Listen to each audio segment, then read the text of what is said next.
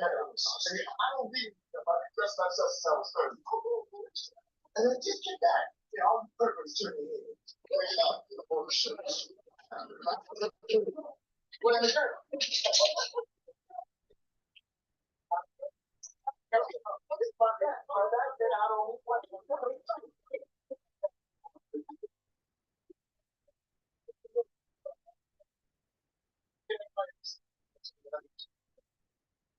Bullets.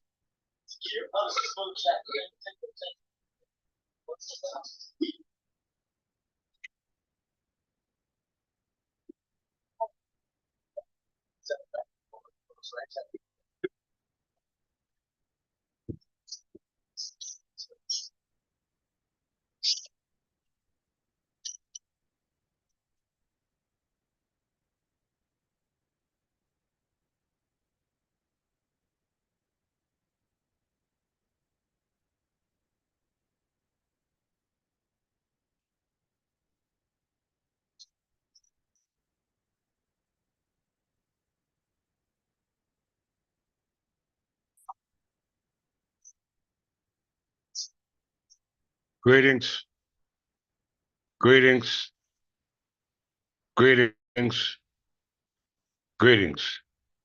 This is I, King Clifford Jefferson, our Senator Godfrey, the fifth Caliban Jew, son of folk, the ruler of Jerusalem. I'm the reincarnation of King Edgar the Peaceful, which we know here at the Third Temple English Church of England as Jesus Christ, or the Vicar of Christ, or what we call Melchizedek, the King of Righteousness. It is January 27th, 2025, which is equivalent to the birth year 2975. I greet you in the name of my Queen, Sister Godwinson from the House of Godwinson.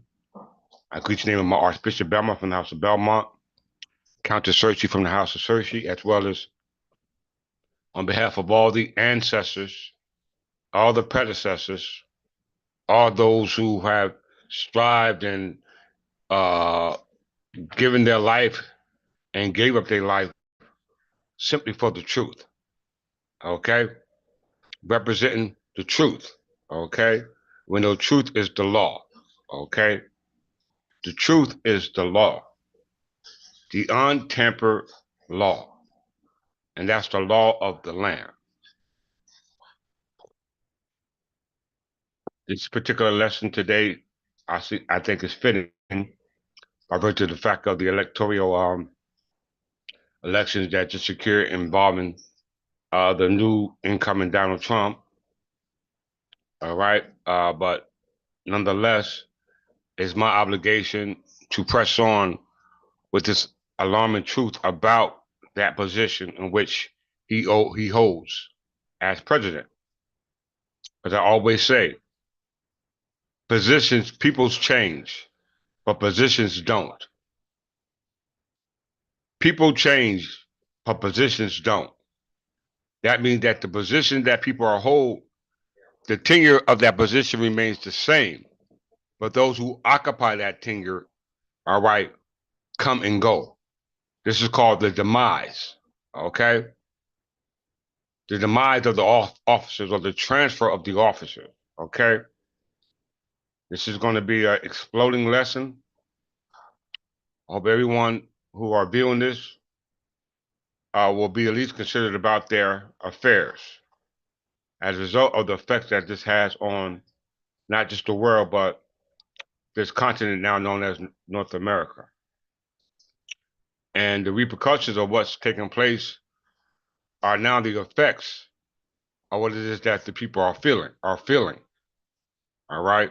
Without knowing why, where did it come from, who was it appointed by.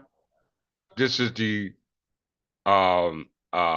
understanding that it's going to be revealed to you today, okay? All right, in regards to the demise of the King's Caucus, and it's starting with your presidential elections. Once again, the demise of the King's Caucus, with the start of the presidential elections, which you now are underway, or which are now underway. Okay, so with that, let's get started with this beautiful lesson, or the start. That's all.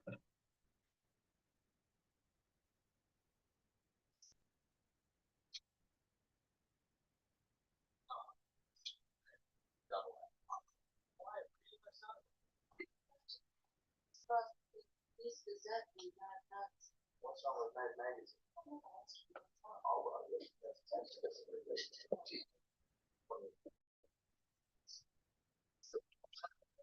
A lot of you, even now, those who call themselves politically inclined,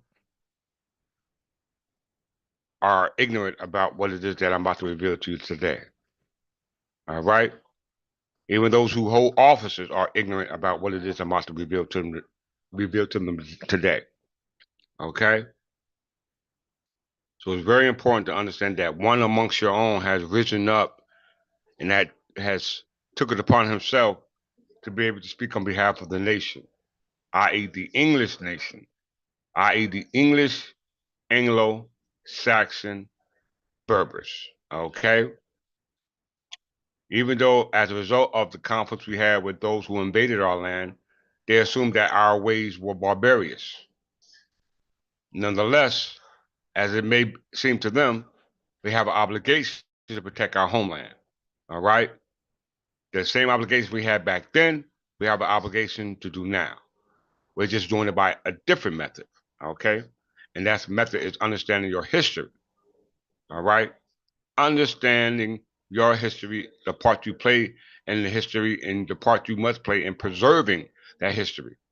Because we always say, he who writes your books sets your timeline.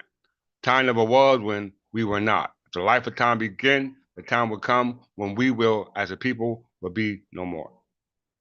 All right. So all those from all society are welcome to the platform today to view the topic that's being discussed today. Okay. About the new political structure that was started as a result of the election of your president. Okay. Which is contrasted that of the election of the monarchy. Okay. You had your choice, you have a choice. Okay. You had a chance to make a decision then, you have a chance to make a decision now.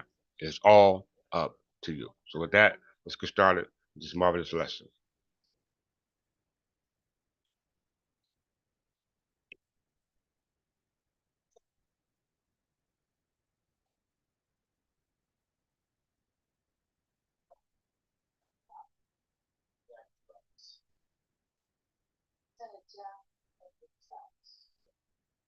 one of us, one of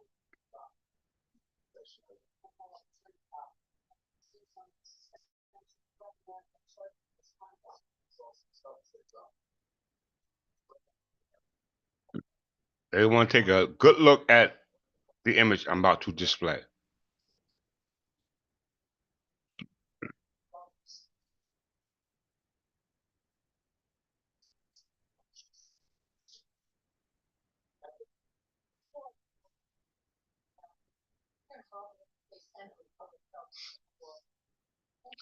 Right?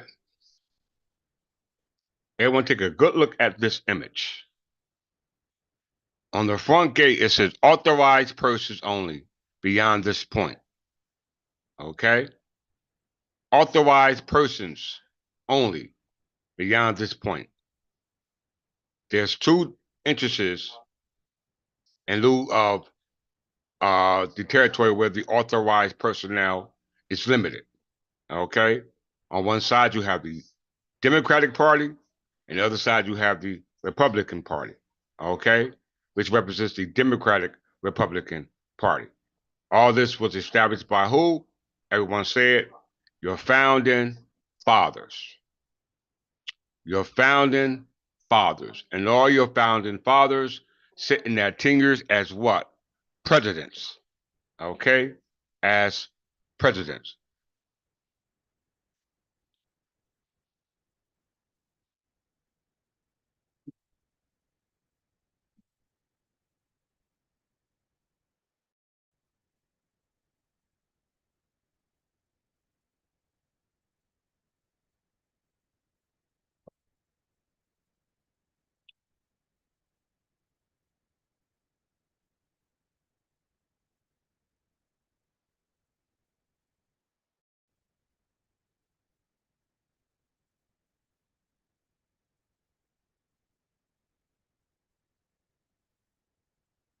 Britannica website.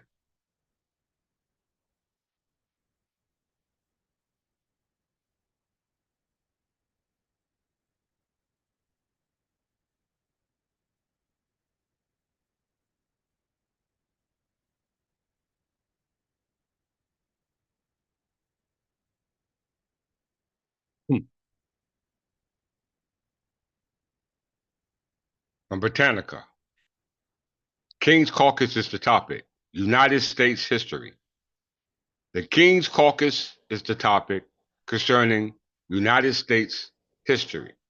We know what a caucus is, right?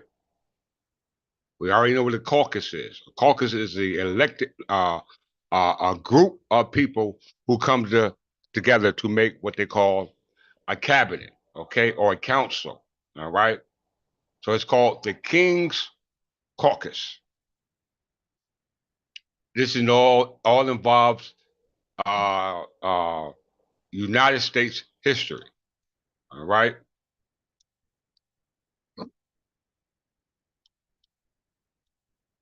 Presidency of the United States concerning the King's Caucus and the demise of the King's Caucus. Okay. And presidency of the United States of America, King's Caucus. While popular voting was transforming the Electoral College, there were also dramatic shifts in the method for nominating presidential candidates. There be no consensus on a successor to Washington upon his retirement after 2 terms as president. The newly formed political parties, let's read a little bit more about this.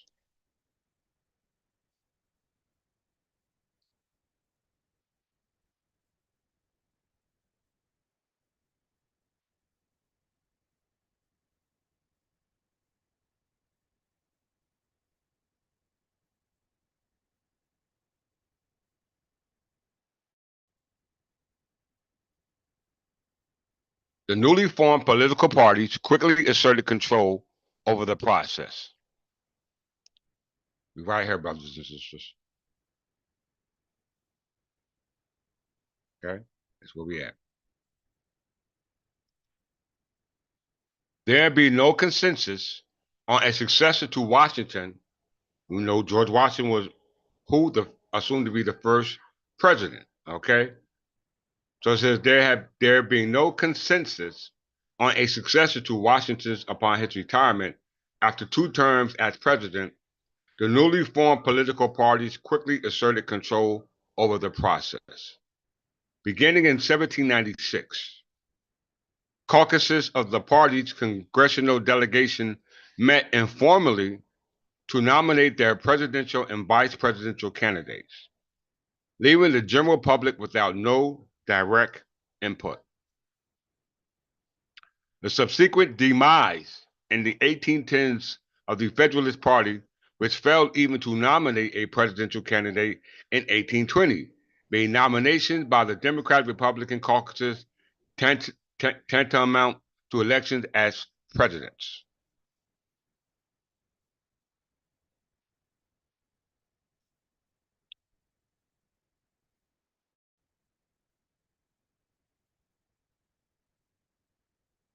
The early nomination system, dubbed King's Caucus by its critics, invoked widespread resentment even from some members of the Democratic Republican caucus.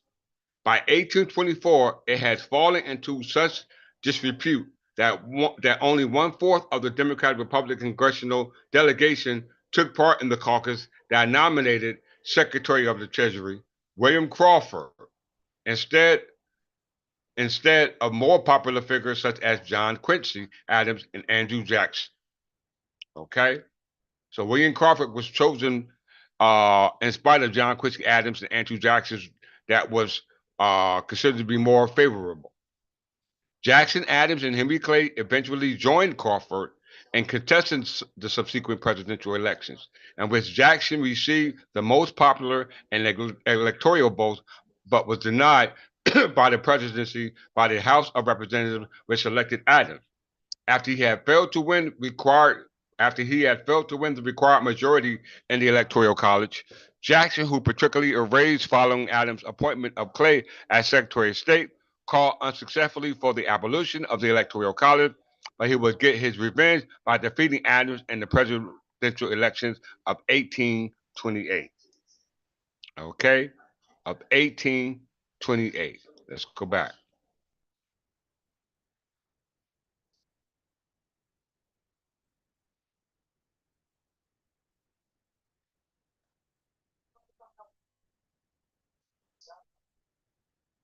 In the United States, let me just start from here.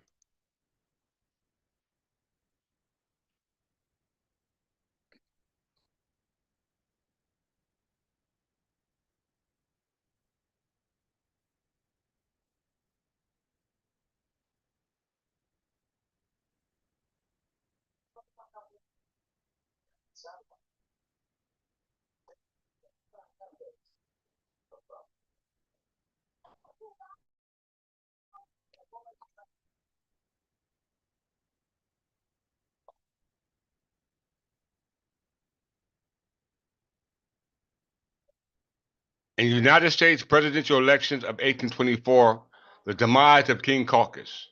Beginning in 1796, caucuses of the political parties' congressional delegations met informally to nominate their presidential and vice presidential candidates, leaving the general public with no direct input. Okay, so it's very important to understand that this was the demise of the King's Caucus. Okay, the demise of the King's Caucus. And we know caucus has to do with a group of people coming together for certain under certain circumstances relative to what we call the new government that are now to be underway.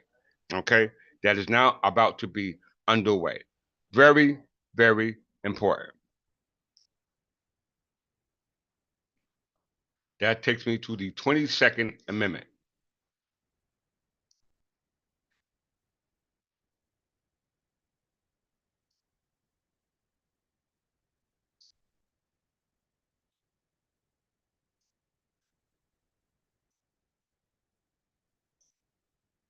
The 22nd Amendment.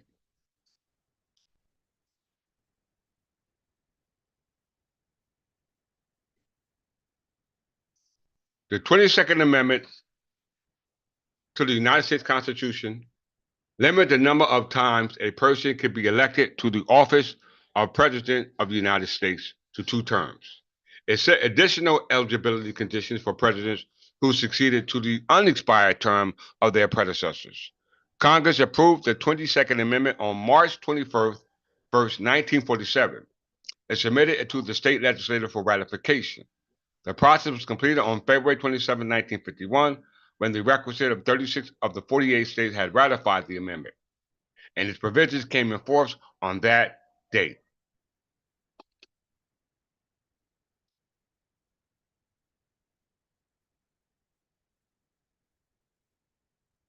The amendment prohibited anyone who had been elected president twice from being elected again. Under the amendment, someone who fills an unexpired presidential term lasting more than 2 years, we ain't talking about 4 years, we're talking about just 2 years, is also prohibited from being elected president more than once. Scholars are also prohibited from being elected president more than once. That means that no president is qualified, being that they now exceed the limits of the 2-year term as required by the Constitution, Article 22. Okay? I hope everybody sees this. Okay? Article 22.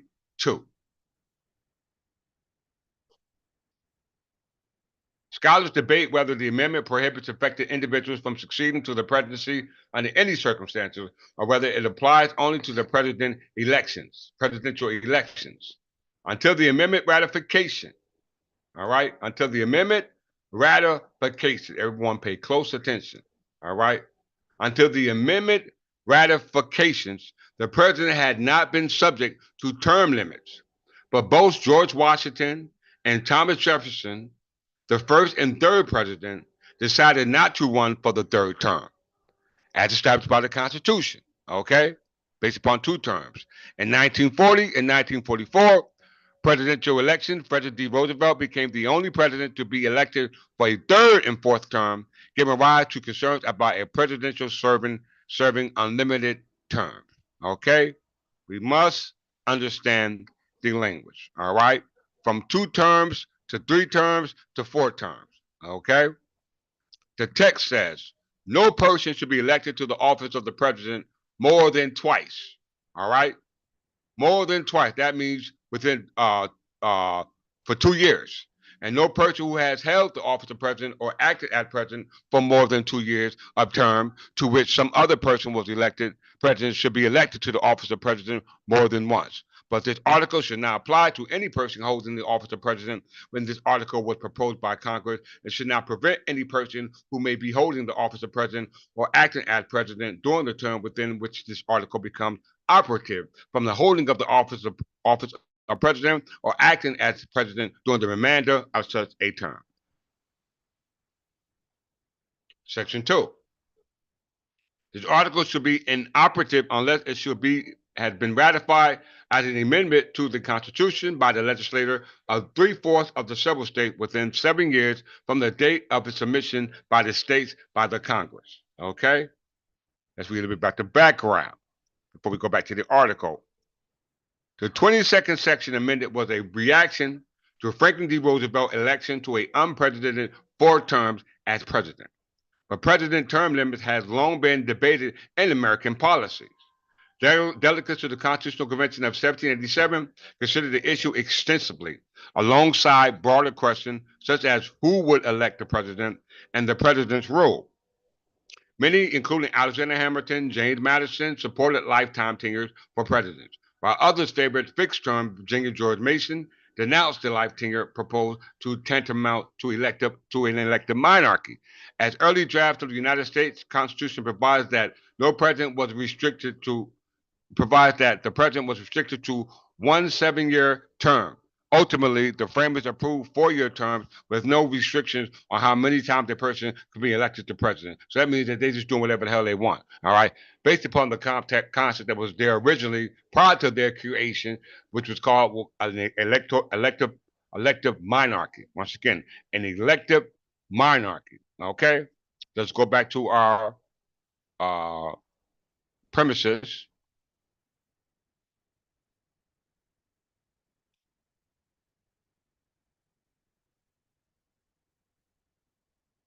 From Britannica, King's Caucus, and Presidency of the United States of America, King's Caucus. While popular voting was transforming the electoral college system, there were also dramatic shifts in the method for nominating presidential candidates. Okay, all this was to supersede that which was there prior to that, which was called the elective monarchy. Okay, it was called the elective monarchy. Where did they get the term King Caucus from? If they didn't understand the origin of the king and his elective council, i.e. caucus, or i.e. electoral college, whatever name you deem for it, it still remains the same. Okay? Very, very, very, very important. All right? Let's look at the term of limit.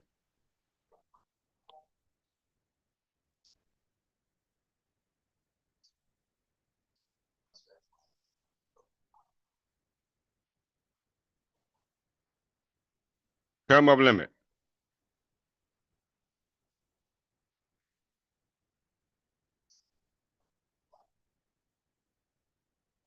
A term limit is a legal restriction on the number of terms a person may serve in a particular elected office. When term limits are found in presidential and semi-presidential systems, they act as a method of curbing the potential for monopoly, where a leader effectively becomes a president for life. This is intended to protect a republic from becoming a de facto dictatorship. Term limits may be a lifetime limit on the number of terms an office holder may serve, or a limit of the number of consecutive terms, which we know according to the Constitution, Article 22, is supposed to be 2. Okay? Before they came to the Tenure Office Act of 1820. Okay? They had a Tenure Office Act of 1820 prior to what we call the 22nd Amendment, which calls for 2 terms. Okay? The 22nd Amendment of the Constitution calls for 2 terms, and that uh, uh, was preceded by, was preceded by the Tenure of Office Act of 1820, which goes back to the issue dealing with how they were elected at the time of the founding fathers, going back to Crawford. Okay, going back to Crawford. All right, very, very important. How we know it? Let's read this a bit real quick. History.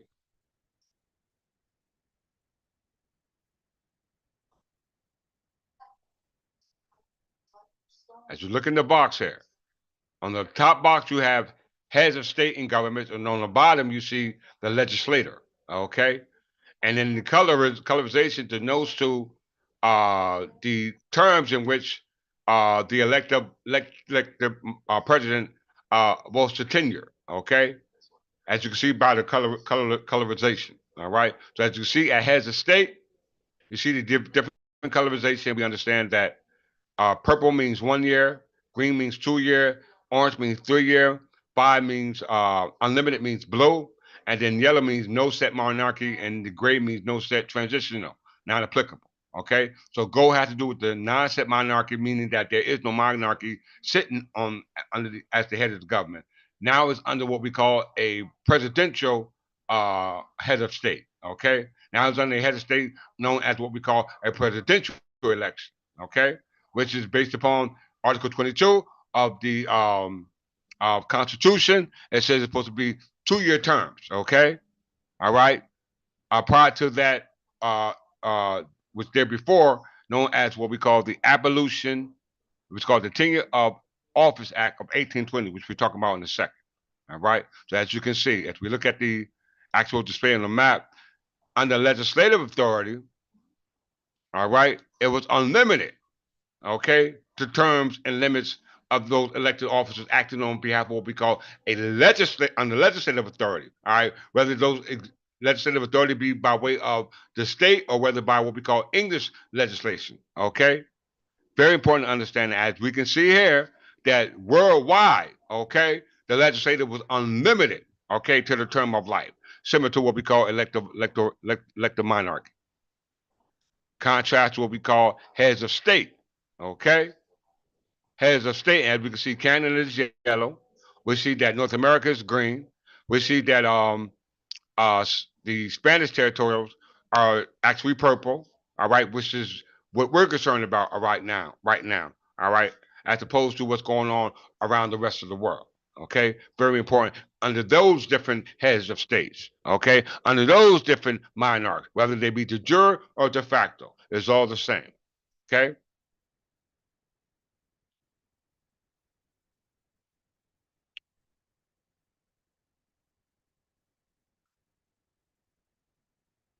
So we understand the 22nd Amendment of the Constitution, all right, in which the presidential elections and the nomination, how they were supposed to be elected, establishes. That comes from the, as they said, the Tenure of Office Act of 1820. All right, but we know all this had to do what we call the King's Caucus. Once again, everybody adds that into your mouth. The King's Caucus, because the King's Caucus was under the authority of what we call elected monarchy, and now they elected president. Okay, once again, it was under the elective monarchy and not under the elective president. Very important to understand the difference between the two. All right, what is the elective monarchy? Let's look at that real quick.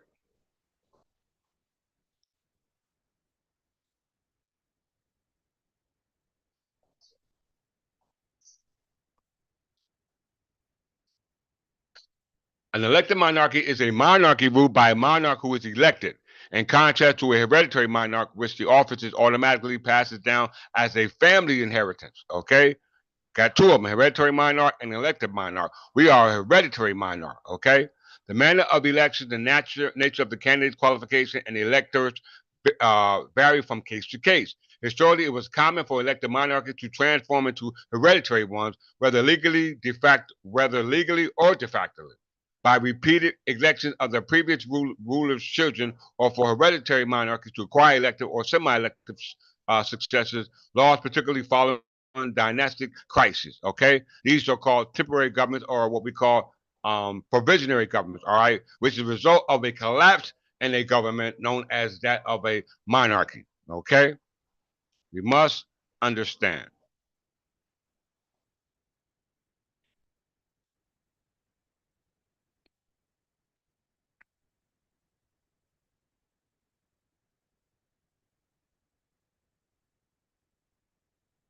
Many kings were officially elected historically, though candidates were typically only from the family of the deceased monarch. Okay?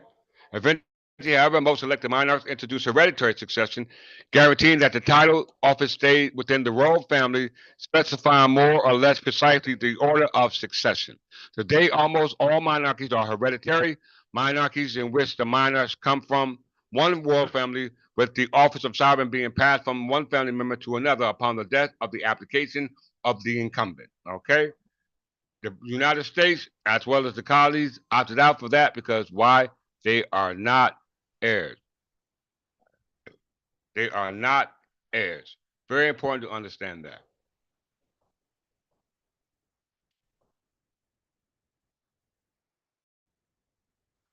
Tenure Abolition, Tenure of Office Act. This was before uh, the Article 22. Okay, it was before the enactment of Article 22.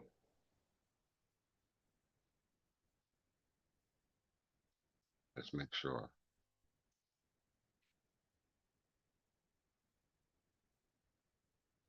Yes, March 21st, 1947. Okay, so the tenure of office was in 1820. Okay, before March 21st, 1947. All right, very important. Let's go back to the Tenure of Office Act of 1820, all involving the King's Caucus. Okay, all involving the King's Caucus. The Tenure of Office Act of 1820, also known as the 4-year law, was passed on May 15th, 1820, by the United States Congress and purported to be an act to limit the term of office of certain officers therein named, and for other purposes. The author of the law was the Secretary of Treasury, William H. Crawford, and was introduced into the Senate by McLaurin Dickinson of New Jersey. You hear that? The author of the law was Secretary of Treasury of New Jersey, William H. Crawford, and introduced into the Senate by McLaurin Dickinson of New Jersey. Okay? Very, very important to understand this connection. Background.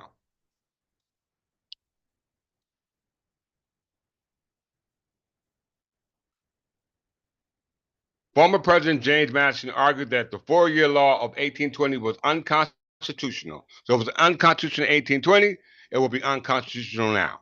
Okay? Not excluding what the Constitution said in May 21st, 1947. Okay? Not excluding that, it shows you that in 1820 the 4 years was unconstitutional, okay, and which is the practice remaining today. All right. Said the 4-year law of 1820 was unconstitutional because the 4-year limit was arbitrary, and the president that could enable Congress to limit office tenures to as short as a day.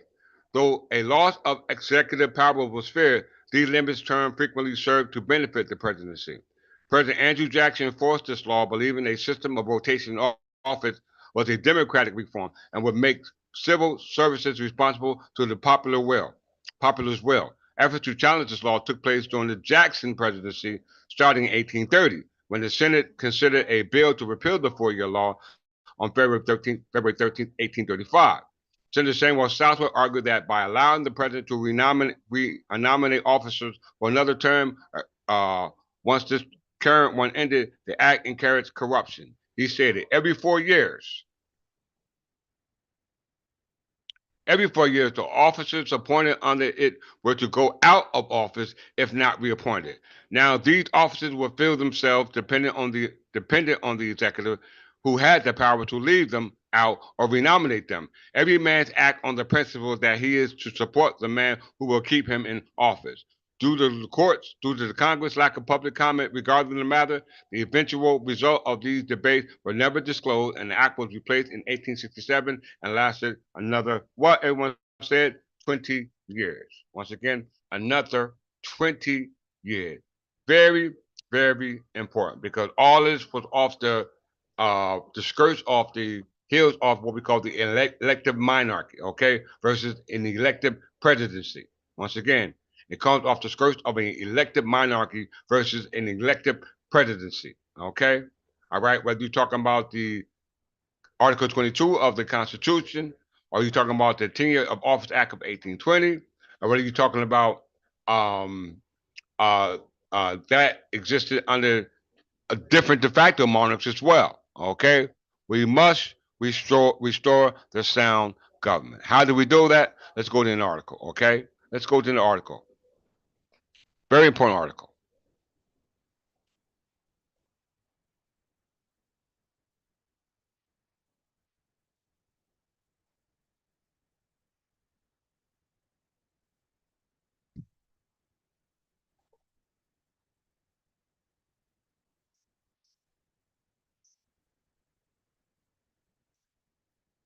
Before we go to the article, let's go here.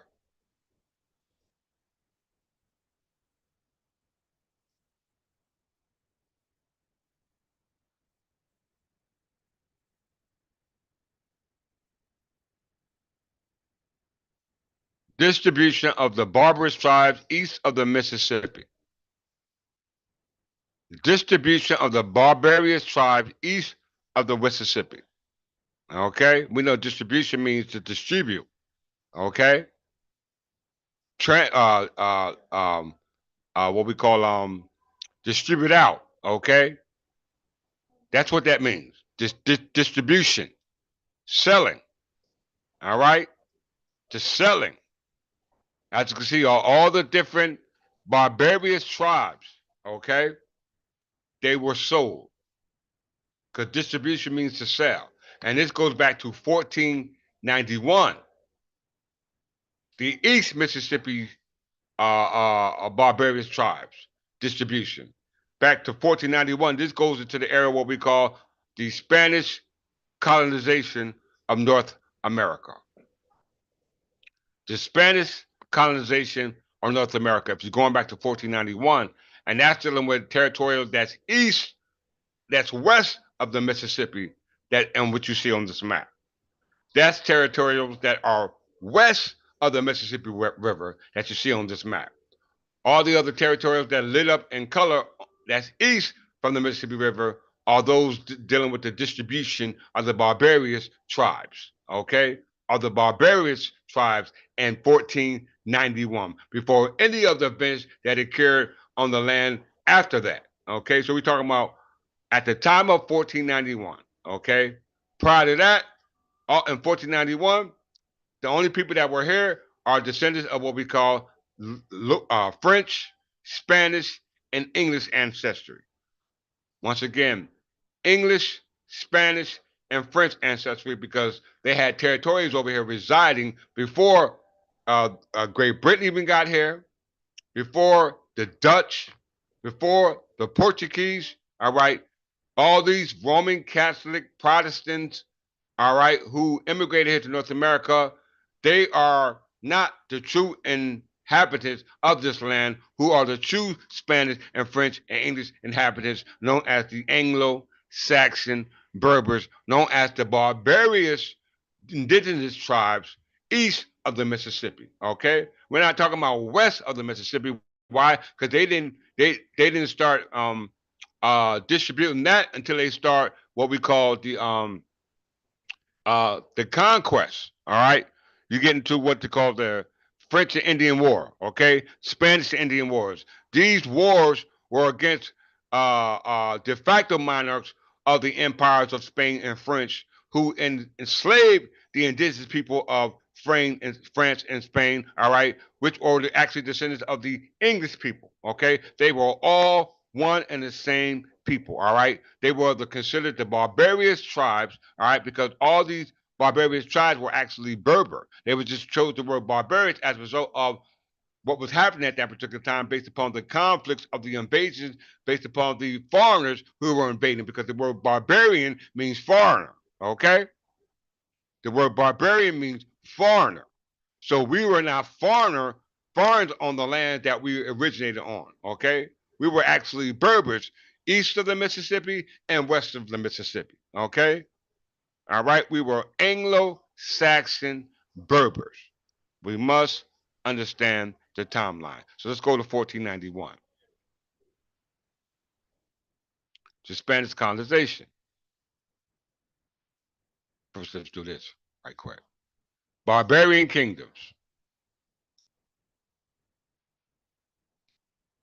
Because this all involves the king's council or the king's what we call um or the king's what they call it the king's caucus. Okay, it involves the king's caucus. All right, very important to understand that this whole lesson involves the king's caucus and the replacement of the king's caucus, what we call the presidency caucus. Okay, the presidency caucus, all right, or whatever term they choose to call it by, all right. We're going back to the ancient caucus or the ancient collective membership of what we call the ancient Witten or Wittemont, okay? Our government and their council went by many names, okay? We refer to it as Witten or Wittenmont, okay?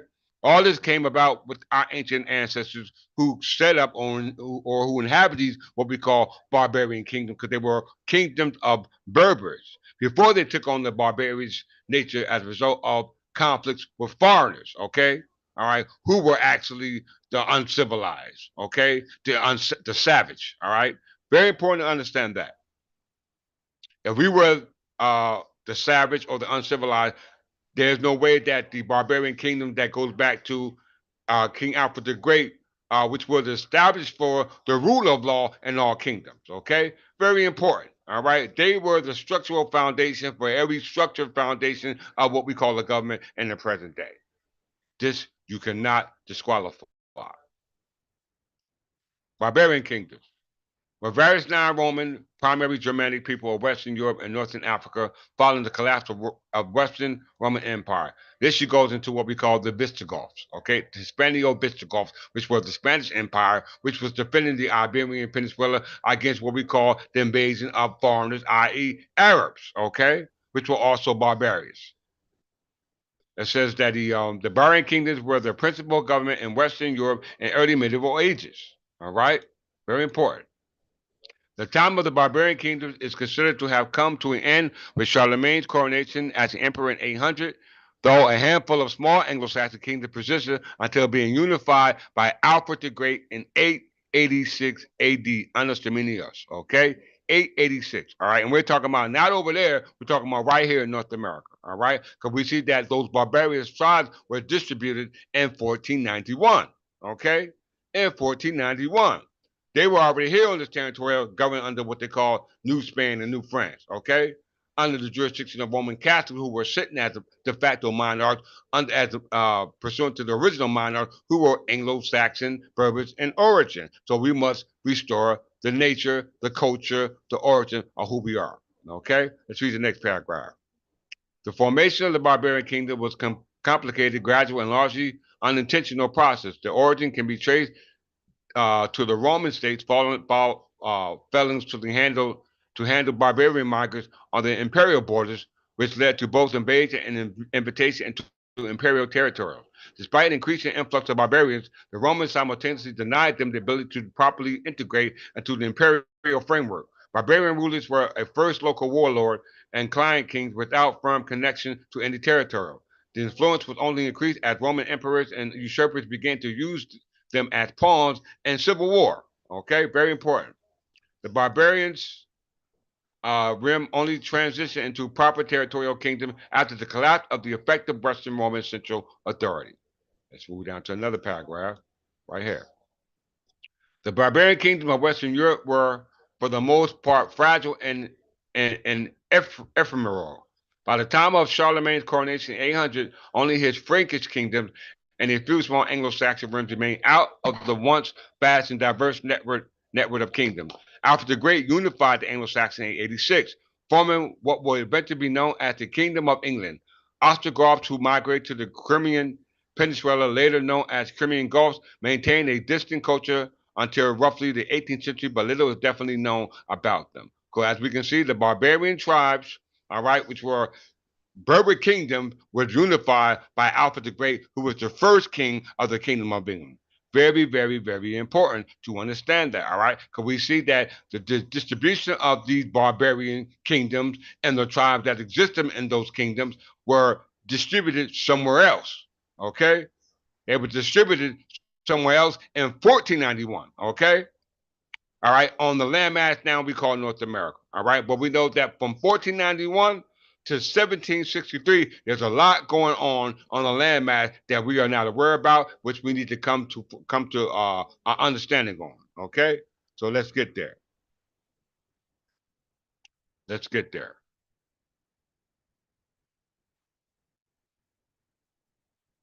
Let's see. Now we can go to the article.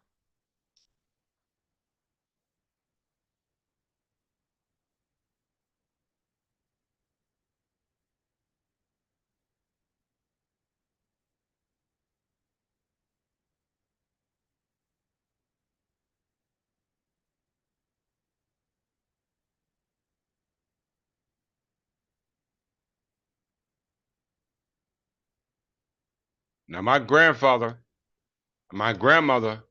Leotis Jefferson, and my grandmother, Ruth Jefferson, their parents is Ida Rideout and William Jefferson, and their parents are Emily Stovall and Richard Jefferson. Okay, and they were born in 1850. They got married in 1857. Okay, they were married in 1857 in Marion, Mississippi. Okay, in Marion, Mississippi. Okay, very, very, very important. They were born in Mississippi. You know, the Mississippi River runs all the way up from north to south. Okay, and when we showed you the distribution of the barbarous tribes in 1491, okay, they didn't show you anything west of the Mississippi River. They only showed you east of the Mississippi River, where my ancestors are from Mississippi, all right, east or west. We were the original habits because we were all considered what they now call Native Americans, all right? Because as we can see in the distribution of the barbarous tribe, one of those tribes you see there is what we call Nanchas, okay? Nanchas. Let's look at the map real quick before we move on.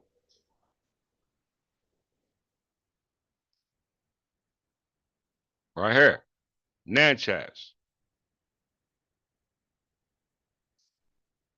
Very important.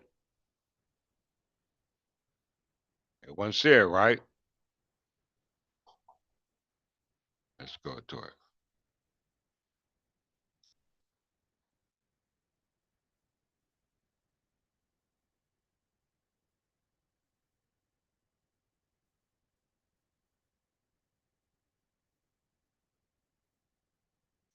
Mississippi government and politics. All right. Mississippi government and politics. All right. Very important. Modernizers versus Traditionalists by Dale Crane and Stefan D. Schaffer. University of Nebraska Press, 1992. 1992. See if you guys can read that.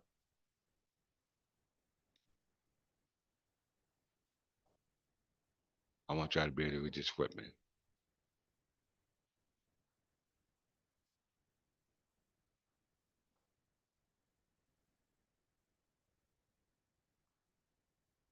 So this is what we're going to talk about. This is the article that we're going to build from. Strongly suggest you buy the book. It's part of if you are a Mississippian. Once again, strongly suggest you buy this book.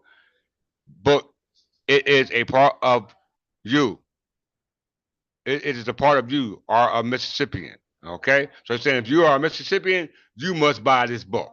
Okay, if you are a Mississippian, you must buy this book. Okay, I'm gonna buy the book because my ancestors are from Mississippi. Okay, very important. I'm gonna buy this book. Chapter 2, The Origin and Evolution of a Traditional Society, Stefan de Scheffer and Dale Crane.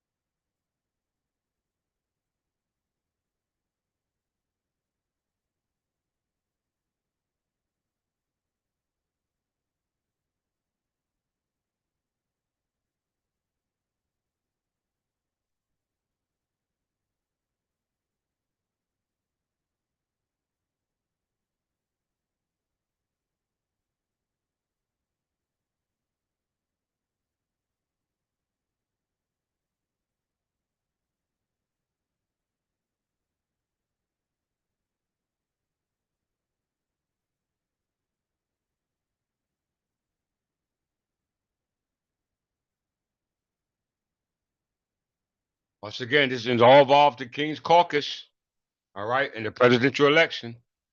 This all involved the King's Caucus in the presidential election. It all has to do with the territory known as Mississippi. All has to do with that,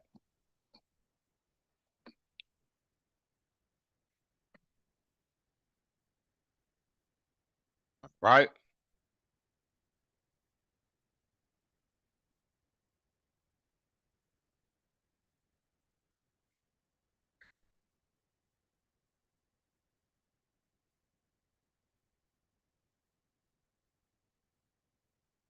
When a black Jacksonian looks about his home community, he sees a city where Negro citizens are refused admittance to the city auditorium and the coliseums.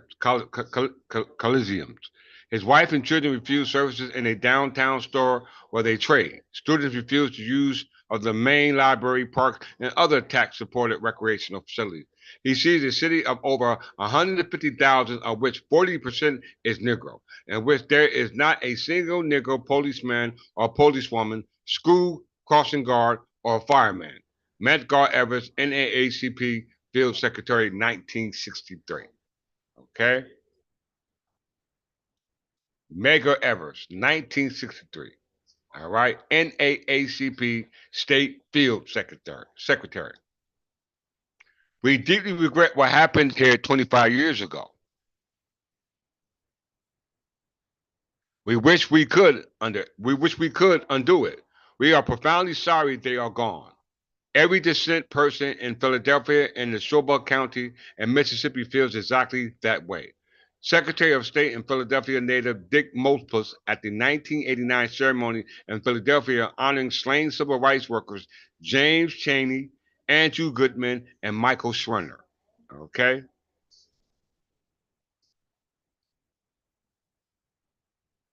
Mississippi political culture has historically been a traditionalistic one, characterized by an hierarchical political and social system which established upper class families motivated to preserve the status quo. A critical source of the state's traditionalistic political culture was the old plantation system, which was based on the subjugation of black slaves and the subsequent political dominance of Delta planters over poor white farmers.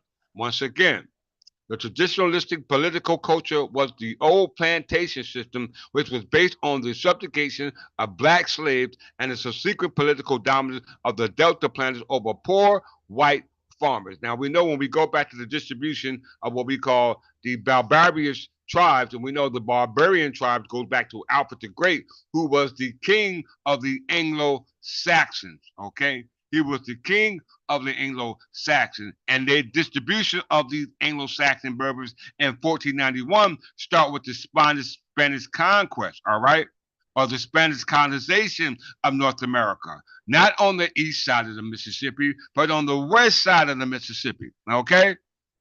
Once again, not on the east side of the Mississippi, but on the west side of the Mississippi. As you can see on the west side of the Mississippi, on the distribution of the barbarous tribe, the whole damn landmass is white.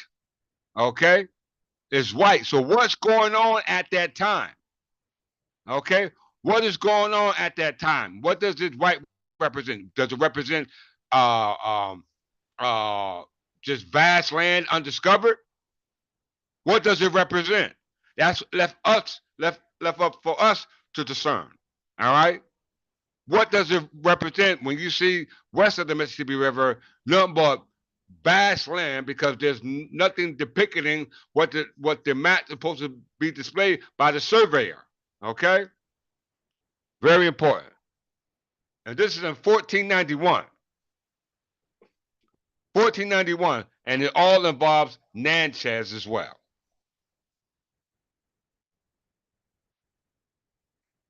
Natchez, all right? Very important that you understand that.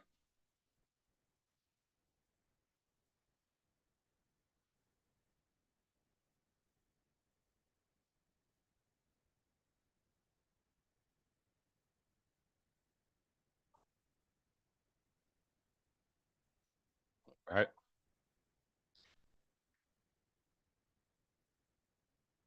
Antebellum era.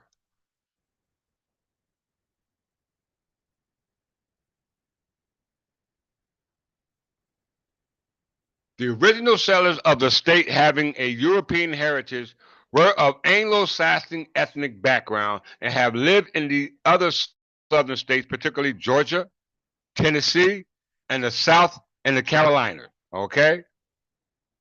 Once again, the original settlers of the state, having a European heritage, were of Anglo-Saxon ethnic background and had lived in other southern states, particularly Georgia, Tennessee, and the Carolinas, North Carolina, and South Carolina. Some settled in the Natchez region.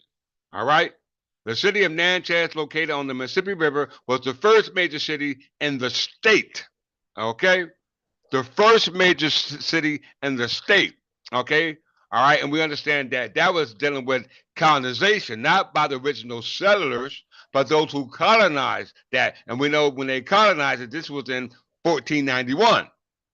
Okay, in 1491, when the original people, based upon the distribution of the barbarous tribe west of the Mississippi, all you see there, based upon the map we've seen, is just plain white. What does that white represent? Does it represent colonization? Does it represent those who are already settled there? We're going to take it meaning those who are already settled there, because we understand during the time of the colonization of North America, um, and under the Spanish Empire, Christopher Columbus, King Ferdinand, and what's her name, Isabella of Castile. These were Roman Catholics who invaded the landmass. Okay, and we know that prior to the Spanish conquest or the Spanish colonization, the territories inhabited over here in North America was under the jurisdiction of Spain and France and England. Okay? We must understand that, because why? They just said it. The original settlers of the state, having a European heritage, were of Anglo-Saxon ethnic background and had lived in the other southern states, particularly Georgia, Tennessee, and the Carolinas. Now we know that in the Carolinas there were acts to enslave the Anglo-Saxon people. Uh, it was called the Carolina Black Codes. Let me see.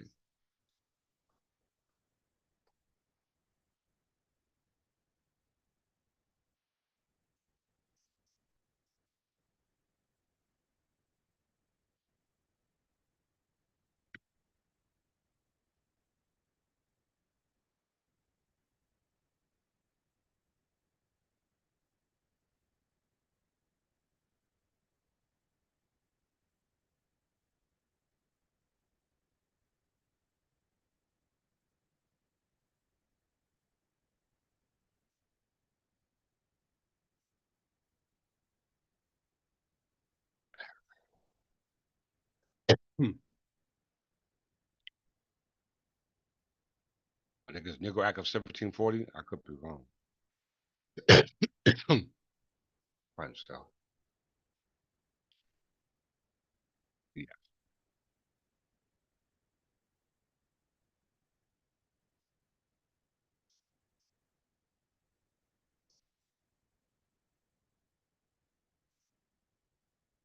What is it?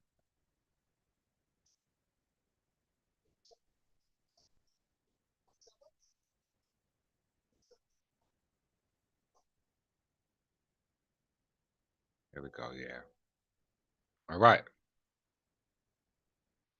Negro laws of South Carolina. Okay. The Negro laws of South Carolina. All around the same time. In 1844, the author read the Negro Laws of South Carolina to the State Agricultural Society of South Carolina at their September semi-annual meeting in the Spartanburg Courthouse. The society directed O'Neill to submit it to the governor with the request that he would lay it before the legislature at its approaching session in November of 1848. O'Neill also ordered it to be published for the information of the members, i.e. the caucus. O'Neill summarized the 1740 South Carolina law when he stated a slave may by consent of his master acquire a whole personal property. All thus required is regarded in law as that of the master. Across the South, state Supreme Court supported the position of the law. O'Neill was the only one to express protest against the Evidentiary Act of 1740, arguing for the propriety of receiving testimony from enslaved African Americans, many of whom by 1848 were Christians, under oath. Negro, slave, or free will feel the sanction of an oath with as much forces as any of the ignorant classes of white people in a Christian country. Okay, so this was by force, brothers and sisters. This was by force. What are the excerpts from the act? The following is an excerpt from the first page of the first chapter on the statute of Negroes, his rights, and his disabilities, and the Negro laws of South Carolina. Our focal point is section 4. Our focal point is section 4. Section 4. The term Negro is confined to slave Africans, the ancient Berbers and their descendants. I repeat, the term is confined to the slave Africans, the ancient Berbers. So if you're African of another nation on a continent called Africa, falsely called, they're not talking about Jew. They're specifically making reference to an ethnic group denoted to as ancient Berbers, not modern Berbers, but ancient Berbers and their descendants, whether they're modernly known today, but they are in fact the same people. It does not embrace the free habits of Africa, such as Egyptians, Moors, or the Negroes, Asiatics, such as the Lascars. You hear that? So you must determine what it is and who or what you call yourself. Okay? I'm telling you, it's gonna in the long run, it's going to hurt you. All right. So we understand that the distribution of the Berber tribes, all right, east side of the Mississippi, were distributed somewhere else other than where they originally came from, which was over here, as we can see. Because we understand that those same tribes that live east of the Mississippi were the same tribe that lived west of the Mississippi, because they were in fact Anglo-Saxon Berbers. Let's go to 1911 Encyclopedia Britannica.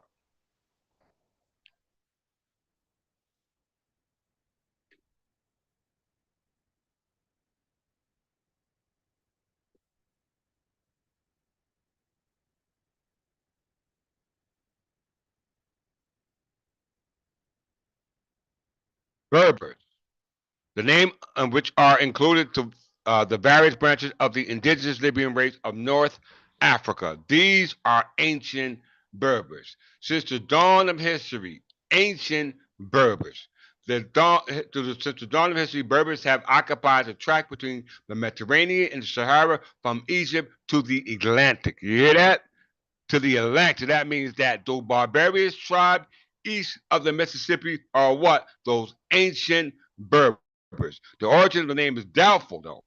Some believe it to be derived from the word barbarians, employed first by the Greeks and later by the Romans. So that will be the tribes that Alfred the Great unified in 886. Okay? All right? In 886. There's no disqualifying that argument. All right, very important for you to understand that. So whether you want to call them Berbers, or barbarians, okay, they were all kindred. They were all family. Okay, they were all family. They supported the king and his what we call caucus. Okay, they supported the king in his caucus, which means the king in his council. Okay, very important to understand that. All right, where has the king's caucus gone? All right, where is the king's parliament? Where are the king's officers? Okay, where is the king's court, i.e., the king's itinerant court? We must find out. Let's see.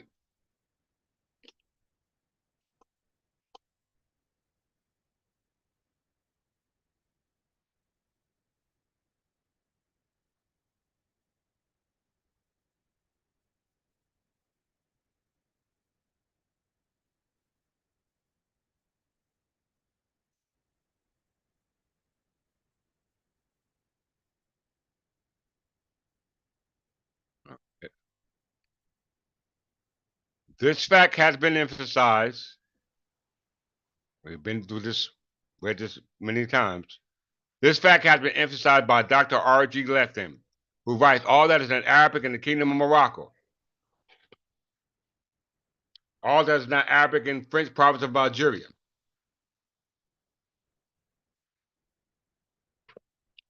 all that is not Arabic in Tunis, Tripoli, and Fezan. Everyone say it, it's Berber. The explanation lies in the profound distinction of character. The Arab is a herdsman and a nomad. The Berber is an agriculturist and a townsman. The Arab has built their social structure on the Quran, which inculcates absolutism, aristocracy, theocracy.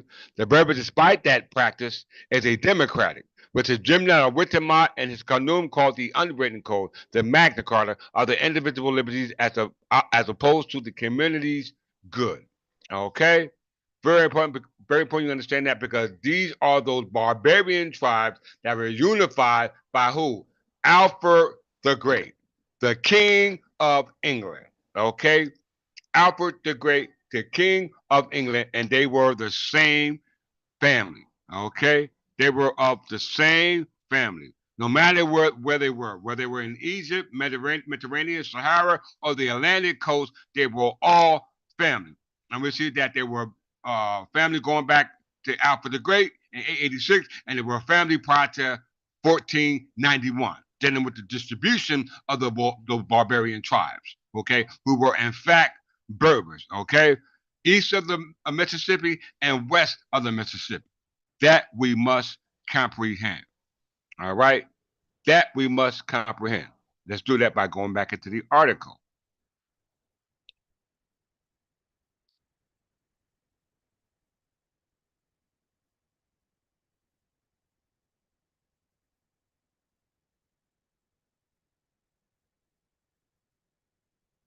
Pick up where we left off.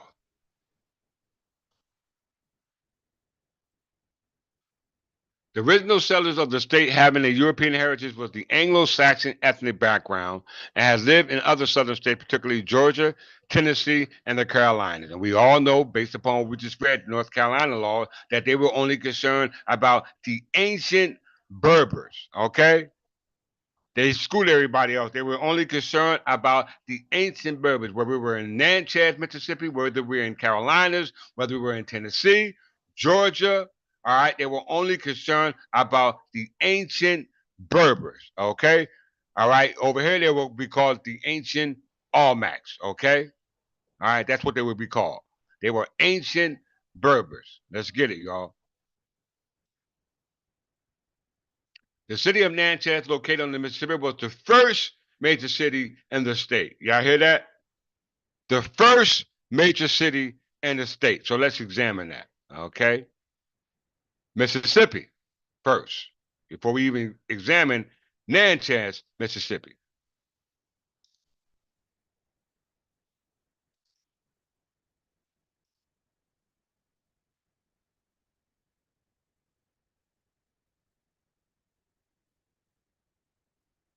M-I, quick letter I, quick letter I, humpback I. How many of y'all know that? M-I, quick letter I, quick letter I, humpback I. Anyone remember that saying?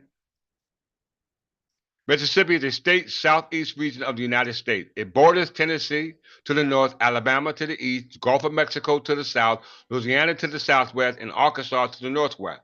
Mississippi western boundary is largely defined by the Mississippi River. It's largely defined by the Mississippi River. You hear that? Or its historical course. Very important for y'all to comprehend that.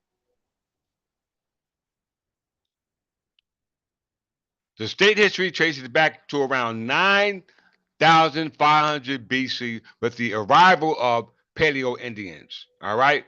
Paleo Indians go back into what we call the Clovis culture, okay, which are the Native Americans that you see now, okay? Not the original mound builders or the Mississippi culture that were in there. They're called the ancient Berbers, okay? Very important to make the distinction between who is the original inhabitants of North America and make the distinction between the original inhabitants now identified as what we call Indians, okay? You're not an Indian, you are in fact a Berber, okay? The state history tracing back to the around 9,500 BC, with the arrival of Paleo Indians evolving through periods marked by development of agricultural societies, rise of the mound builders, and a flourishing of the Mississippi culture. Okay, a flourishing of the Mississippi culture. That is so very, very important. Okay, very important, especially when you're dealing with today's topic. They don't give you anything on the history, though. All right, nothing on the history, or do they? Oh yeah, they give us a little something.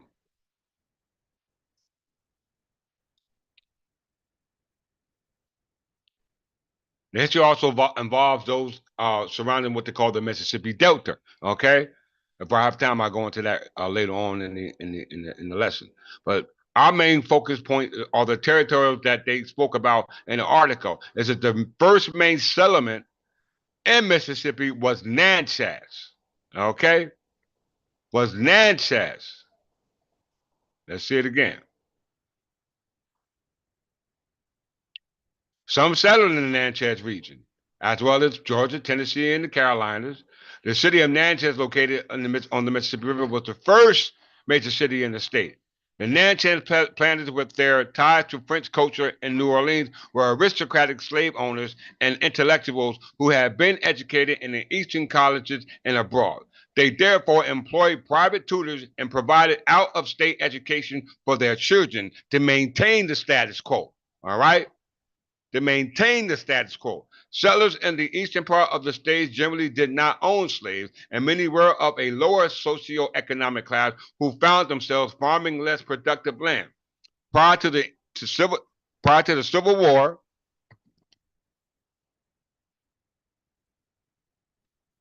the Natchez planter class dominated the state government and used state funds to promote their financial position.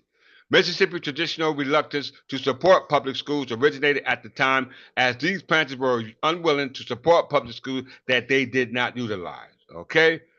Very important to understand what's going on in Mississippi at this particular time, dealing with the Natchez planters. Okay? And in the territory called Mississippi, inhabited by indigenous people. Okay? Which I'm saying were in fact Berbers. Okay? Anglo-Saxon Berbers. Well-educated people. Okay? All right? How we know? Let's go back to Natchez, Mississippi.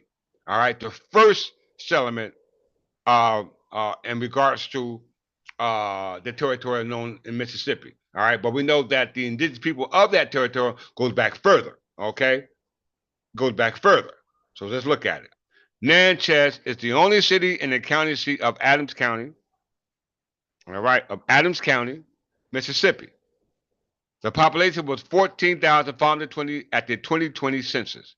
Located on the Mississippi River across the Vidalia, Louisiana, Natchez was a prominent city in the antebellum year, a center of cotton planters and Mississippi River trade. Okay? Very, very, very important. History.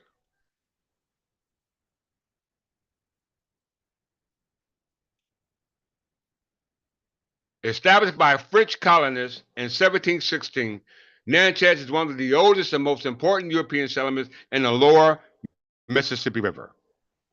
After the French lost the French and Indian War, called the 7 Year War, they ceded Natchez near territory to Great Britain in the Treaty of Paris of 1763. Okay, this is how you got around to what we call the Louisiana Purchase in 1803. Okay, it resulted from the Treaty of Paris of 1763. It later traded other territories east of the Mississippi River with Great Britain, which expanded, which was what is called West Florida. The British Crown bestowed land grants in this territory to officers who had served the distinction in the war.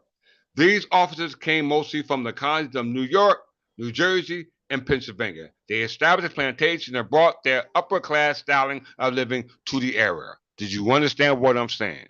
Okay, so we're talking about uh, the territory known as Mississippi, Natchez, Mississippi. All right, and then there was an elite who incorporated trading expeditions that involved the trading of the indigenous people who are already there.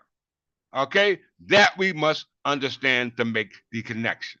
All right, that you must understand to make the connection. We understand Natchez, Mississippi, based upon as they stated, the distribution of the barbarous tribes was one of the territories that you've seen on the map going back to 1491. All right, going back to 1491. Okay, and it's very important to understand that that territory known as Natchez, as well as the other territories, were all a part of the Mississippian culture. Okay, and that culture goes back to those who were known as the mound builders. Okay, those who were known as the mound builders. That we must comprehend. All right, after the Treaty of Paris of 1763, United States was able to now we gained that territory through what we call the Louisiana Purchase, which was in 1803. Let's look at that real quick.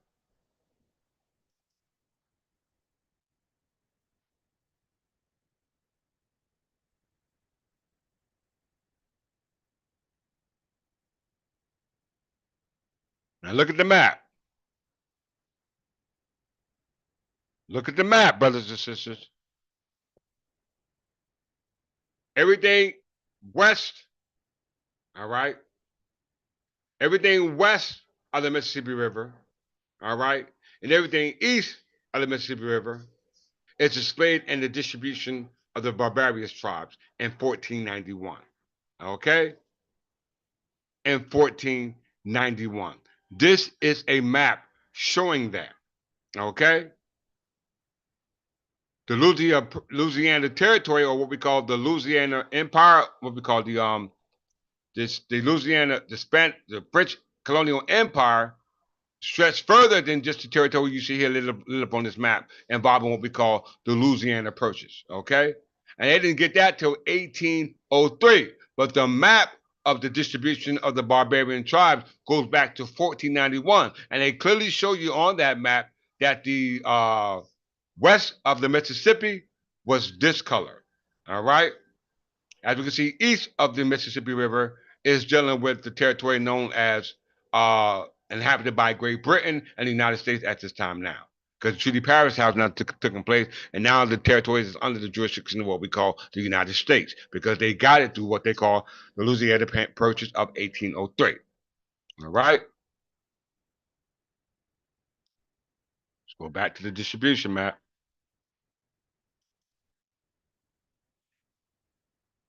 Look at the map, everyone. Make the connection.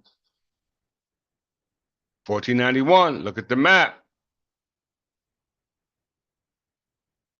The first settlement, Natchez, Mississippi.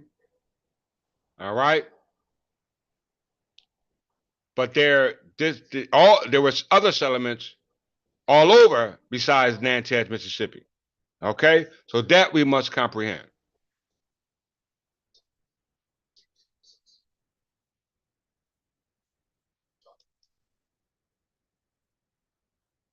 Natchez.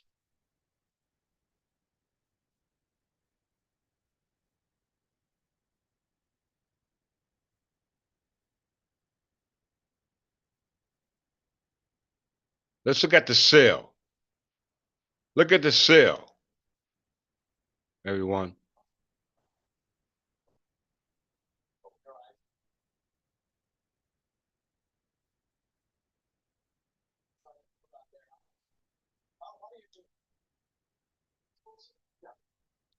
Everyone look at the cell.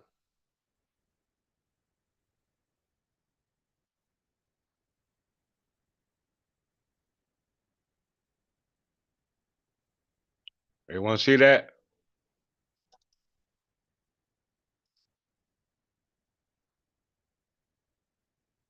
French,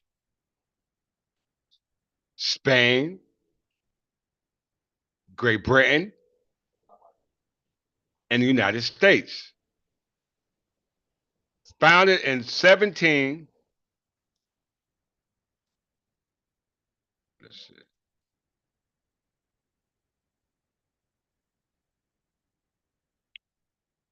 I'm gonna blow this up.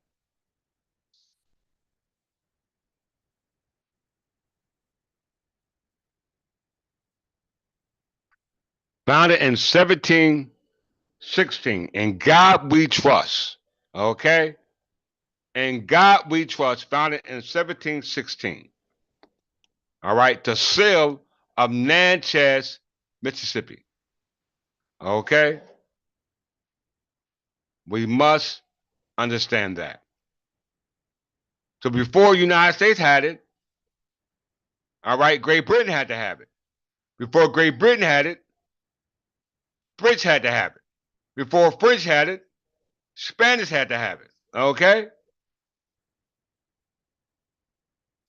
But one day remains the same in regards to all these exchanges that's going on involving this territory.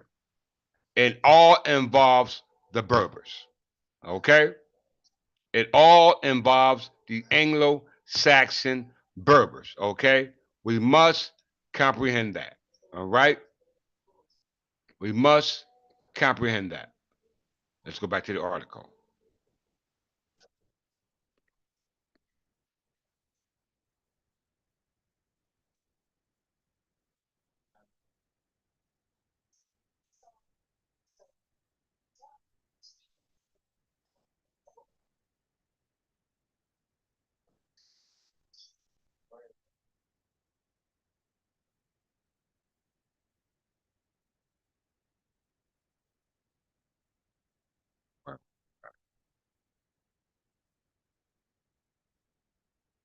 All right. The plantation system began in the river counties of the plantation system began in the river counties of the Natchez area, and then spread into northern and central Mississippi, making Mississippi one of the major plantation states of the region. In 1830, 30s was a boom period in cotton production. In 1860, slaves constituted 55% of the state's population. Hence, strong police measures were used to control the slave population. For example, it was illegal for slaves to be taught to read and write, to use abusive language towards whites, to testify against whites in courts, and to buy and sell items without permission from their masters. In 1831, a state law encouraged free blacks to leave the state, and in 1857, white masters were prohibited from freeing their slaves. Okay?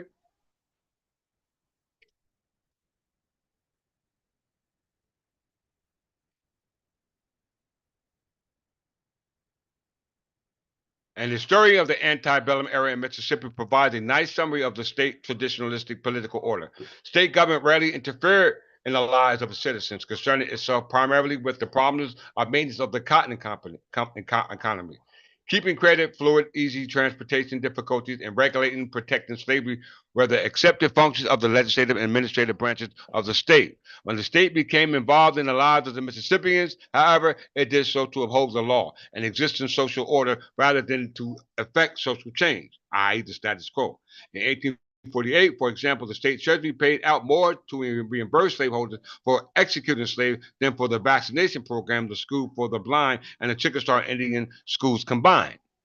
Right?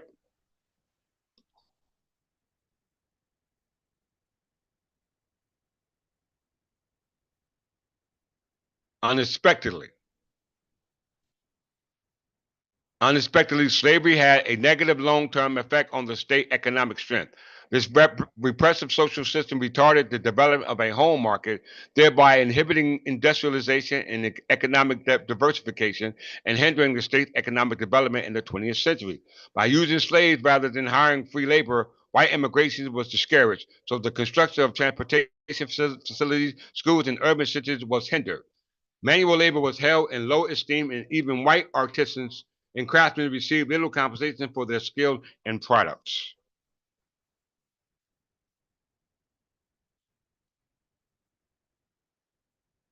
Class differences among the white Mississippians led to the competitive two-party system prior to the Civil War.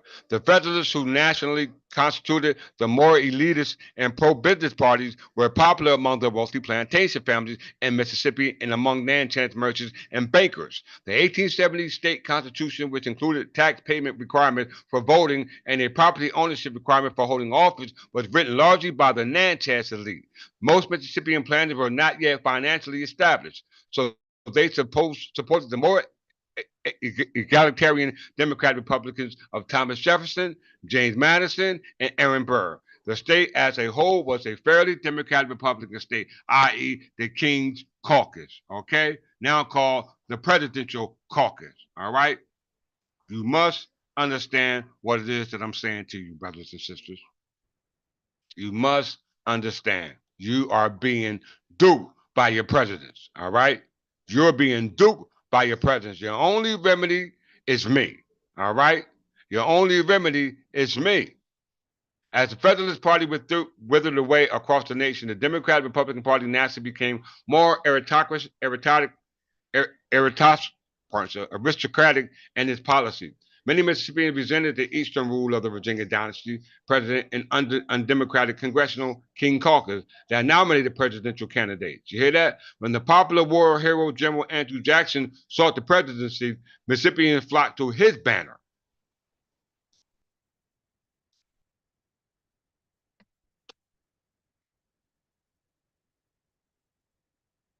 The wave of Jacksonian democracy in the state led to the 1832 Constitution, which abolished tax payments requirements for voting and property holding requirements for public offices and provided for the popular election of all state officials from governor to dog catcher.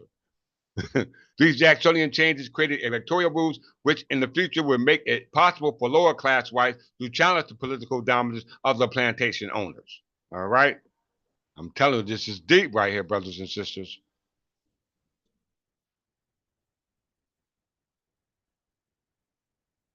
The opposition Whig parties, which contained remnants of Jackson's opponents, was favored by the same elements in Natchez, and as it had supported the old Federalist Party.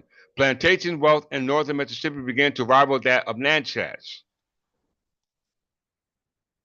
The state first bank and first free school was established in Columbus, and by the 1850s, the center of wealth had moved to the central and northeast hill area.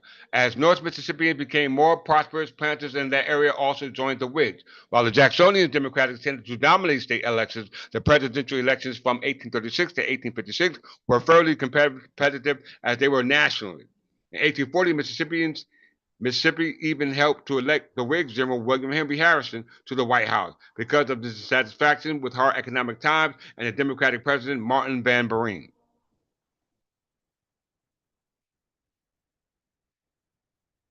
Let's see.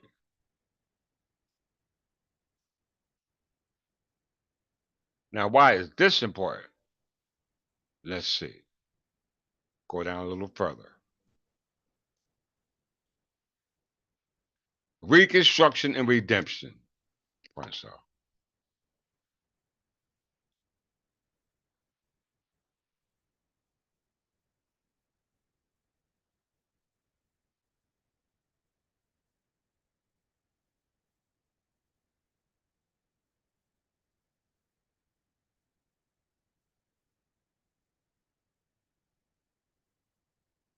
Let's see.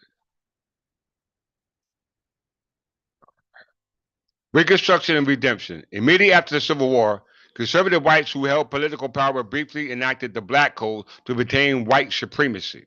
Y'all better pay attention. This code limited the civil liberties of blacks in many ways, such as by prohibiting blacks from leasing or renting land outside of incorporated towns. Now, why is this important? Because when we go back to the distribution of the barbarian tribes or barbarous tribes who were actually um, um, formed into one vast kingdom called the Kingdom of England by Alfred the Great in 886. Okay, and we understand that based upon this article, it said the first settlers of what we call Mississippi, as well as the other territorials in Mississippi, was the Anglo-Saxons. Okay, and the 1911 Encyclopedia Britannica said that they were Berbers. Okay, and Berbers, according to the North Carolina Negro Act, all right, they clearly identify those Berbers are as ancient Berbers, okay, specifically, okay, in regard to those now falling under the guise of the guise of what we call black people. Immediately after the Civil War, conservative whites who held political power briefly enacted the Black Code to maintain white supremacy. This code limited the civil liberties of blacks in many ways, such as by prohibiting blacks from leasing or renting land outside of incorporated towns. The Black Code also required that black males sign labor contracts. Those who failed to sign were subject to arrest as vagrants. All right. An apprenticeship system required dependent blacks to be apprenticed to suitable whites, with first preference given to former owners.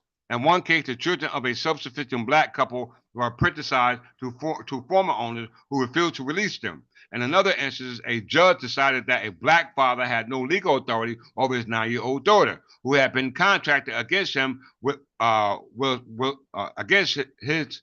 against his will since, and she was deemed illegitimate. Many Northern whites saw black codes as an effort by Southern whites to re-enslave blacks. Subsequent Reconstruction government repealed these measures.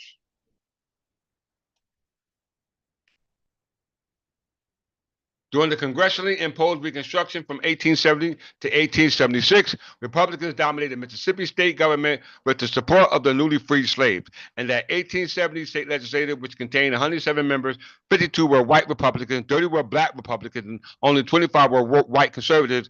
After 1873, blacks held the important offices of lieutenant governor, secretary of state, educational superintendent, and Speaker of the House. The only blacks in the United States Senate during the Reconstruction era were both from Mississippi, Blanche Bruce and Hiram Revels. You hear that, brothers and sisters? Blanche Bruce and Hiram Revels were the only two black United States senators during the Reconstruction era. Okay? You must understand what's being said to you. All right? Those who are sitting in those positions must understand what's being said to you, because they're talking about the Reconstruction era. This all started because of what we call the Mississippi Plan. Anybody ever heard of that? The Mississippi Plan. Let's see.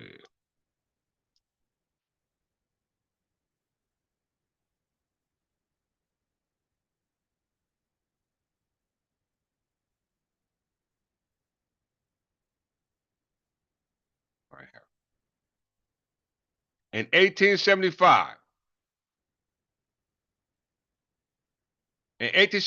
as a reaction to their distaste for the Reconstruction government, conservative whites instituted the Mississippi Plan to ensure that the Democrats would carry that year's state elections. The Mississippi Plan included such tactics as imitating blacks, stuffing the ballot box with Democratic votes, destroying Republican ballots, substituting Democrats for Republican tickets for illiterate blacks, and miscounting ballots. This plan permitted conservative Democrats to regain control of the state government, whereby they immediately impeached the black Lieutenant Governor Alexander Davis and forced the resignation of Republican Governor Adelbert Demise. Once again, Adelbert Demise and Alexander Davis was forced to resign as a result of the new Democratic Republican Party that came about with the institution, what they call the Mississippi Plan.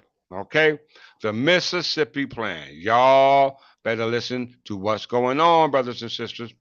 Conservative white Democrats solidified their hold on state government in 1876. A complex election law was passed that permitted local election officials to require voters to know their section, township, and range, which was then applied primarily to black to disenfranchise many of them. Given that blacks lived predominantly in the Delta and Natchez area, the legislature included them in one shoestring congressional district that stretched from the Tennessee to Louisiana border, and so that at most blacks would control only one of the state's 6 districts. Okay, one of the state's 6 districts. So let's look at the Mississippi Plan, brothers and sisters. What is that?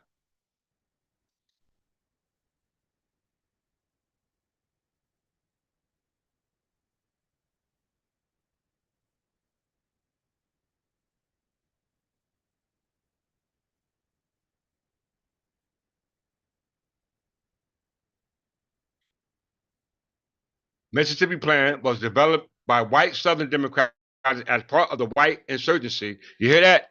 White insurgency. All right. Insurgency is a violent armed rebellion by small, lightly armed bands who practice guerrilla warfare against a larger authority. The key descriptive features of insurgency is a estimate, it's a parts of, I read too fast, a symmetric nature of an asymmetric nature. Small irregular forces face a large, well-equipped regular military force from forces of state adversaries. Okay, so it says that the Mississippi Plan was based upon Southern Democrats who made up of white insurgents during the Reconstruction era in the southern United States. It was devised by the Democratic Party and that state to overthrow the Republican Party in the Mississippi by means of organized threats of violence and voter suppression against African American citizens and white Republican supporters. You hear that? African American citizens and white Republican supporters. Democrats sought to regain political control of the state legislature and governor's office peacefully if we can, forcibly if we must. Okay, so you had supporters who supported the African citizens and what they now call American, but were they actually citizens? No, they were English nationals. They just didn't know it. So they were at the bottom of the stick. Their justifications were articulated on the basis of discontent with Governor Adelbert and Mez Republican administration, including spurious charges of corruption and high taxes. However, the violence that followed was centered on the desire to return white supremacy to the state. The success of the campaign led to similar plans being adopted by white Democrats in Southern Carolina and other majority black states across the South. Okay? Very, very important. So, what is the Reconstruction era?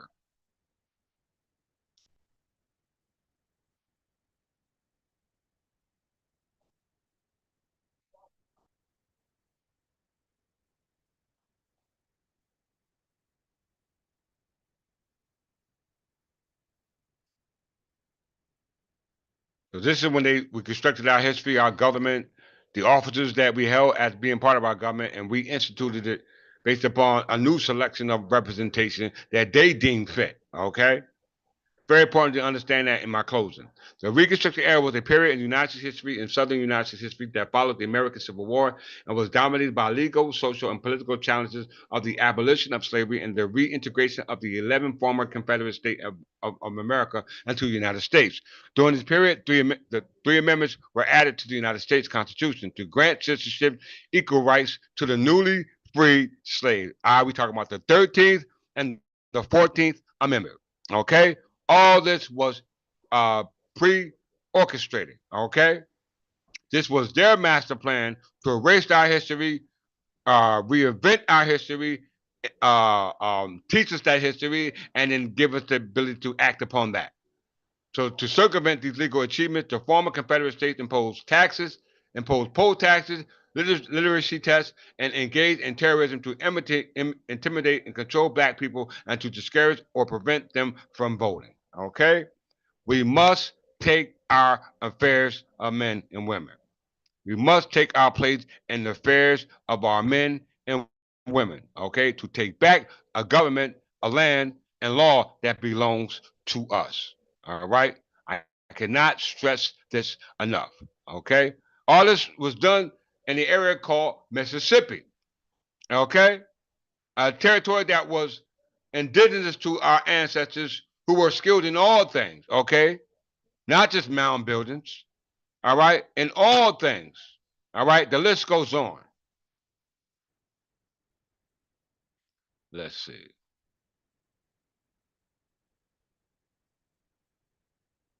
Where do I want to go?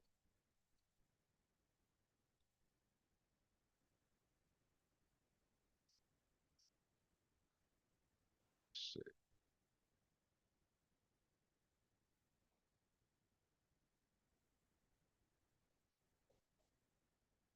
Back to the article.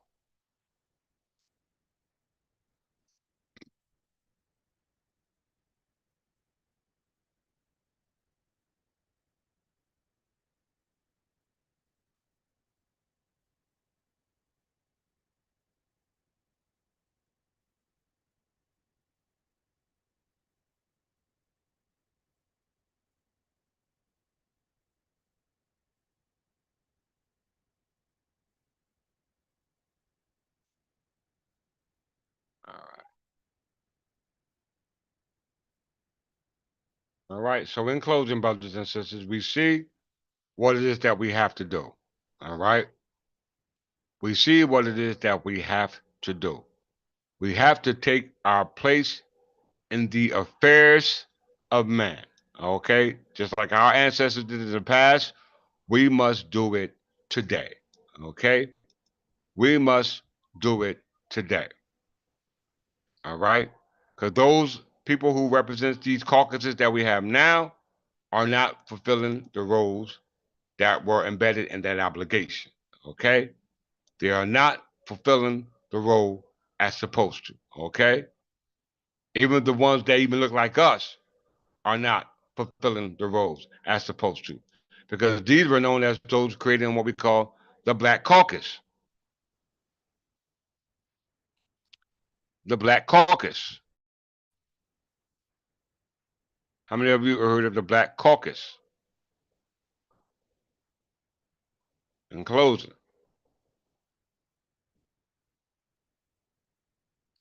Congressional Black Caucus.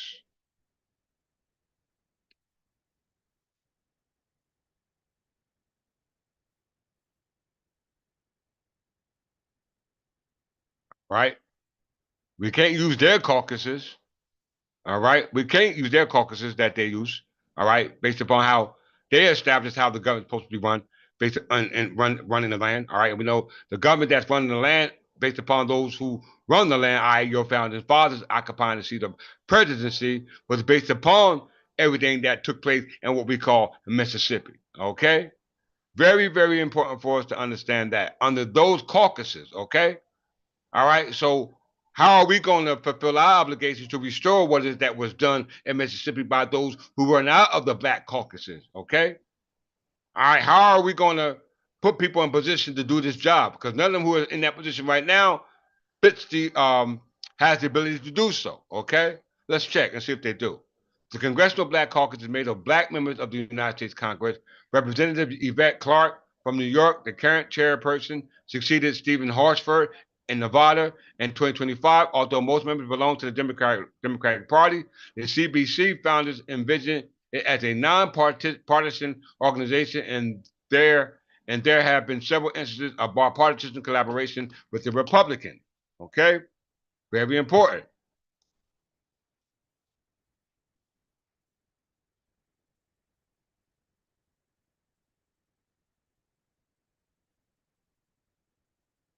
Founding. The predecessor to the caucus was founded in January 1969 as a Democratic Select Committee by a group of black members of the House of Representatives, including Cheryl Chisholm, Louis Stokes of Ohio, William L. Clay of Missouri. Now, as a result, congressional redistricting and the civil rights movement of the 1960s, more black representatives were elected to the House, encouraging them to establish a formal organization. The first chairman was Charles Diggs, served from 1969 to 1971. And he don't even look black, for lack of a better term. Let's see. On the motion by Charles B. Rangel, all right, of New York, the organization changed its name to the Congressional Black Caucus in February of 1971. The 13 founding members of the caucus was Shirley Chisholm, Bill Clay, George W. Collins, John Connors, Ron Dillums, Charles Diggs, Robert N.X., all right, parts of Robert Nelson Cornelius, Charles Rangel, Louis Stokes, and Washington District Delegate Walter E. Fauntroy. All right? Very important. Chisholm referred to the group as Unbound and Unbossed. 5 founded members of the CBC were also members of Prince Hall Masonry as African American branch of Freemasonry that became involved in civil rights, Stokes, Cornelius, Rango, Hawkins, and Metcalf. Okay, so all these so-called representatives who sit in the capacity as members of congressional are all Masonic in origin. Okay, they are not going to help you. Okay, as a part of that caucus. Okay, nor are the people who are part of the caucuses that took place as a result of the Reconstruction errors and the Mississippi Plan that was done based upon white foreigners. Okay, we must understand that we have to help ourselves, and the only way we can do that is restore the King's Caucus. Okay, to restore the King's Caucus. All right, and with that,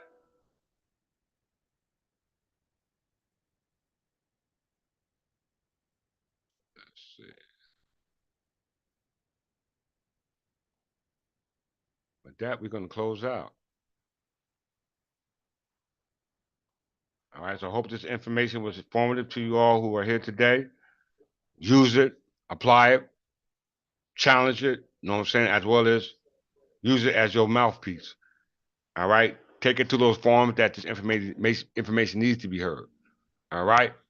But you're not going to be able to do it based upon being able to go up into the White House or any of those political buildings in which this information can be brought to. Why?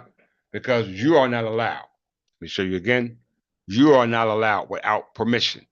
You need to be authorized to enter. Okay?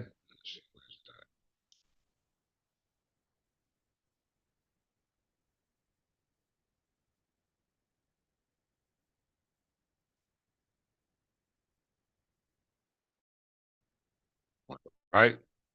You have to be authorized, all right, to be able to have any type of consideration on what goes on behind those walls. Okay? Behind those walls. Whether you're from the Democratic or the Republican Party. Okay? They all work together. They all work together. All right? Now under the scheme of Donald Trump. All right? So if you want to assist Donald Trump, by all means, go ahead because you see what's coming down the pipe. Or if you want to assist your king, by all means, go ahead because you know what's coming down the pipe as well. All right. So you can choose or pick your poison, the blue pill, red pill. I can't choose it for you, but you must choose. And with that, I'm going to greet you as I have always meted you, and that's in peace and love. Peace.